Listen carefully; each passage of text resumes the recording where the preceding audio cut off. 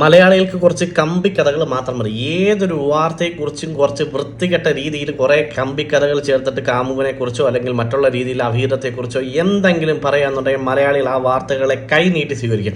അതാണ് കഴിഞ്ഞ കുറച്ച് മണിക്കൂറായിട്ട് നമ്മൾ കാണുന്നത്.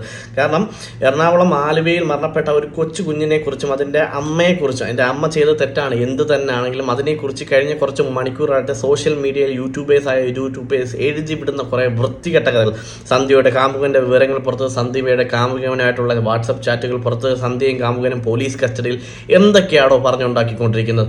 ആവശ്യമായ കാര്യങ്ങൾ പറ, നല്ല കാര്യങ്ങൾ പറ. പക്ഷേ കാര്യങ്ങൾ കണ്ടെത്തിയ ശേഷം പോലീസ് പോലും അല്ലെങ്കിൽ മറ്റുള്ള വിവരങ്ങളെല്ലാം പുറത്തു വിട്ടതിന് ശേഷം അതിനെക്കുറിച്ച് നിങ്ങൾ തന്നെ കഥ മെനഞ്ഞുണ്ടാക്കാതെ.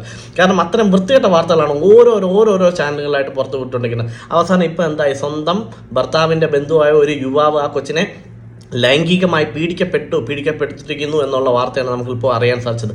ആ ഒരു കാരണം കൊണ്ട്, അല്ലെങ്കിൽ ചിലപ്പോൾ ആ ഒരു മനോവശം കൊണ്ട്, സ്വന്തം വീട്ടുകാരുടെ ഭാഗത്തു നിന്നുണ്ടായ ഒരു വൃത്തികെട്ട ചേഷ്ട കൊണ്ട് മാത്രമാണെങ്കിലും ആ അമ്മ അങ്ങനെ ഒരു കാര്യം ചെയ്തിട്ടുണ്ടെങ്കിൽ നീയൊക്കെ ഈ പറഞ്ഞ വാക്കുകളെല്ലാം നിനക്കൊക്കെ തിരിച്ചെടുക്കാൻ പറ്റുമോ? എന്തിനും ഇങ്ങനെ ഒരു കമ്പിക്കഥ. ഇപ്പോൾ കഴിഞ്ഞൊരു പടത്തിൽ പറഞ്ഞല്ലോ, മലയാളികൾക്ക് കുറച്ച് കമ്പിക്കഥകളുണ്ടെങ്കിൽ ഏതൊരു വിഷയത്തെക്കുറിച്ച് അവർ കൈയേറ്റിലേറ്റെടുക്കും അല്ലെങ്കിൽ നെഞ്ചിലേറ്റിലെടുക്കും എന്നുള്ള രീതിയിൽ. എന്ത് ജനങ്ങളാണോ നമ്മൾ, എന്ത് സാക്ഷരതയാണ് നമുക്ക് ഉണ്ടായിട്ടുള്ളത്, എന്ത് മലയാളികളാണോ നമ്മളെല്ലാം.